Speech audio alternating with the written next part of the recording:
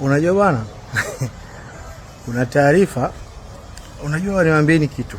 Hivi ni kwa nini unajua Yanga msimu huu amefeli sana kwenye usajili? Misimu mingi ya nyuma Yanga alikuwa anapita kwenye upepo wetu sisi. Tukimtaka mchezaji, yeye anamwahi haraka, viongozi wetu wanafeli, wanamwahi haraka yeye. Mfano, watu hawajui, Max itakiwa aje Simba. Sisi ndio wa kwanza kumfuata Pacome. Sisi ndio wa kwanza kumfuata Aziz Ki. Sisi ndio wa kwanza kumfuata Lidia Ucho. Hao wachezaji nilokutajia, hao wote ni walikuwa ndio wachezaji bora wa Yanga. Wanaofanya vizuri mpaka wameondoka, wengine mpaka sasa wanafanya vizuri, mfano Max, Pacome, Alidi alikuwa hatari. Hamna midfielder ambaye anashika nafasi ya Alidi kwa muda hii miaka 4 iliyopita.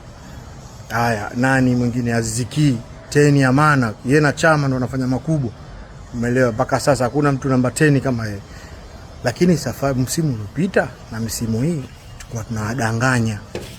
Tunamtaka huyu, kumbe tumtaki, tunaenda kumfuata yule, tunageresha, tunachukua mtu mwingine au tunasajili kimya.